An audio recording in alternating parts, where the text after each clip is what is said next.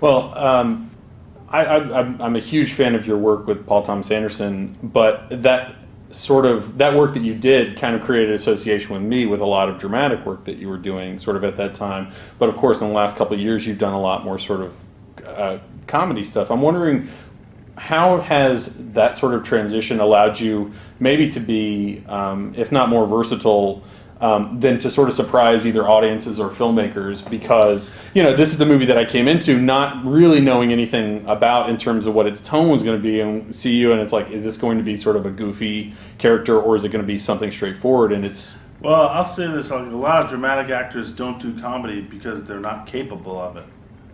And they're not asked to be funny because it's just not something that they can do. So I feel proud to be able to do all the various, I've done a lot of different stuff, musicals, comedies, dramas, like period pieces, like, if anything, that's what I'm most proud of in my work, that it has a large variety of stuff that I've done.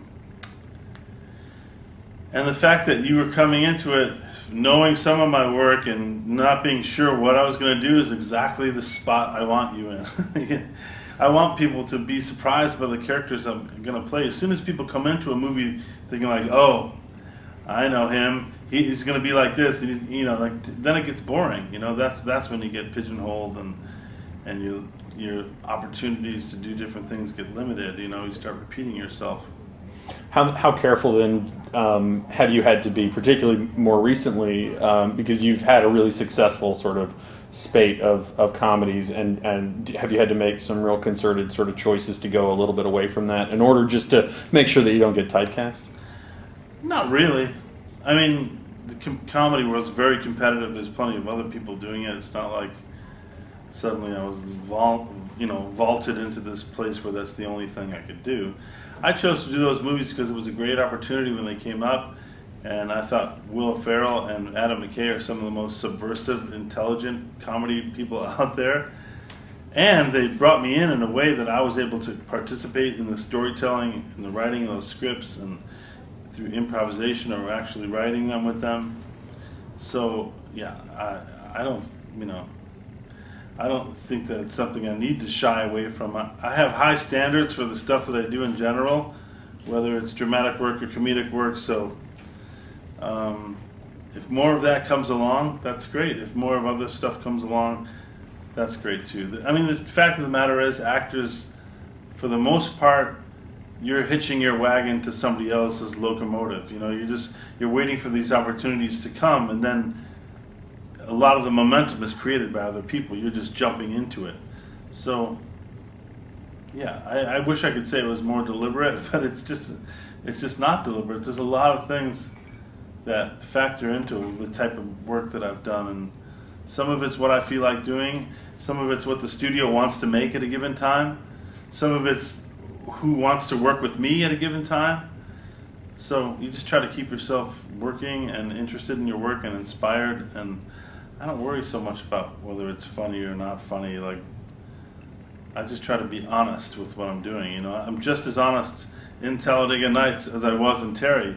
It's just that the circumstances of Talladega Nights are ridiculous, so it's a comedy. But what makes me funny in that movie, I think, is how committed I am to the reality of that guy's story. And what makes me hopefully compelling to watch in Terri is that same commitment to the reality of that character. So, I'm not a snob either way. I'm not, there's a lot of comedians that think doing dramatic work is pretentious. There's a lot of dramatic actors who think that doing comedy is for,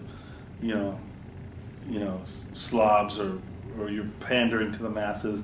And I'm in neither one of those camps. I'm just someone who likes working and feel lucky to work with the people I have been able to work with.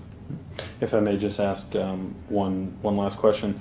It may be a more natural question for the younger actors in the film, but do you feel like going through a film experience like this, where these kids are, where characters are really confronting these sorts of coming to terms with their lives, do you ever learn anything from playing roles like this, or do you pretty much have it all figured out at this point?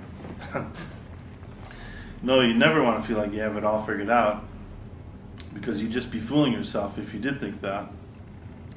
if anything, I think the older you get, the more you realize you don't have any of it figured out.